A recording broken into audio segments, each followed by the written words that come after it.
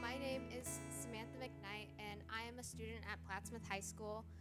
In April of this year, a Plattsmouth School Board member decided to submit a complaint to ban 52 of our books from our public libraries because of inappropriate content, as she proclaimed. These books mainly focused on marginalized identities, and 45% of them were about queer people. This is the speech that I gave at the rally that we as students organized. Those that ban books have never been on the right side of history. Books teach a diversity of ideas that oppressors do not wish for us to have. We, the impressionable youth, are being warped by these horrible ideas in books. The banned books, for the most part, share a common theme. The books share the perspectives of marginalized identities. Most of the books represent something that most or some high schoolers experience, even with the use of profanity or sex throughout the book. Regardless of this, high schoolers will do the things you tell us not to do. When we found out that these books were being banned, what did we do? Immediately read them. People that barely ever read books are reading these books specifically, and the list of students that want to read them is a mile longer. If Terry Swanson wanted to suppress these stories, she has done quite the opposite.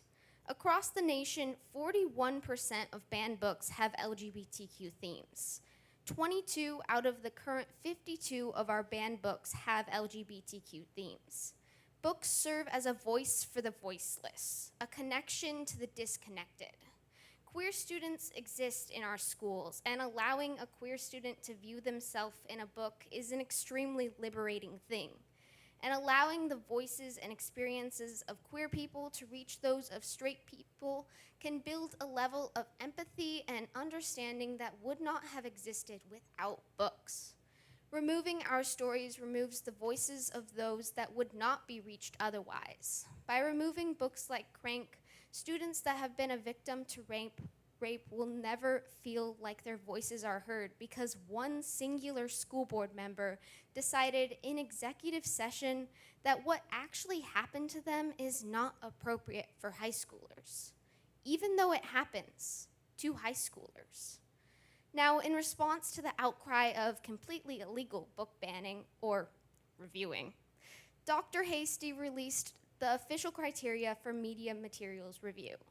Firstly, the document states that all media materials should reflect the ideas and beliefs of religious, social, political, historical, and ethnic groups. The books that are being banned are targeting specific religious, social, and ethnic groups.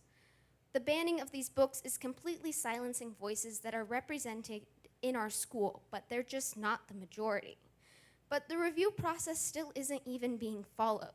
A review committee of at least 5 people must be appointed with 2 community members, but there are only 3 people on the committee, none of whom are community members. The complaints of banned books are being taken extremely seriously without any thought for what the books are actually about, or having even read them. And finally, the most hypocritical part of the entire process is step 5 of the review process. Any materials identified in a complaint may remain in use pending its review and its disposition by the Board of Education. Our books have been removed from the shelves and remain removed, or they're checked out with no intention of return. They have not remained in use pending their review, even though no one has read the books.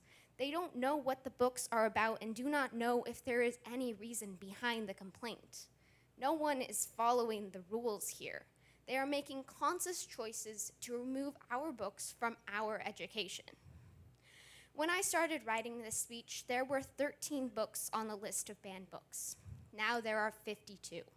This will keep spiraling and spiraling further and further without action. Now it's 52 books. Next week there will be 100. In a month, our libraries will look like Florida's. Completely bare shelves with no stories to tell, nothing to learn from. People that ban books are never on the right side of history. We need to continue to fight against this hypocrisy. In June, we can petition for a recall election of Terry Swanson. So if you are 18, register to vote. Sign the petition to remove Terry Swanson from the school board. We need 600 signatures from registered voters in June. We can stop this blatant disregard of our education before things spiral out of control. My name is Grayson Schuler Morgan, and I just finished my junior year at Central High School. I wrote this poem as a member of our school poetry club, and I performed it during the preliminary and the semifinal rounds of the All Rights Reserved Spoken Word Festival. And Central went on to win first place in the statewide competition in May. Then, just a couple of weeks ago, Senator Megan Hunt read it from the floor during the final round of the debate on LB 574. This poem is called I Need Them to Treat It Like It Is. I need them to treat it like it is. I'm waiting in lines of traffic for someone to walk up beside me, knock on my window so hard it breaks. I am waiting in lines of traffic in my mother's car and my mother's body for it to finally be my turn to crash. I am waiting with my body on the floor of my shower or in my bed or in the middle of an alley for them to declare my death a suicide. I need them to treat it like it is. I need them to treat it like a murder, because to be trans is to wait in traffic, hoping it will be a quick death, a merciful end, a sharp collision, fleeting as fluttering wings. To be trans is to be constantly reminded of how they want you to die in your cocoon before you can even begin. So when you see me lying slumped there, don't send your goddamn thoughts and prayers. Check yourself. Look back on every word, every simple pronoun left out of your vocabulary, every time you stayed quiet in the face of fascist genocide, because yeah, it is that deep. Your trans peers notice when you don't speak. Look into our eyes. Do we make your knees weak? Do I make you uncomfortable? Now look at your hands. This is no suicide. I need you to treat it as it is. Every trans suicide is a murder.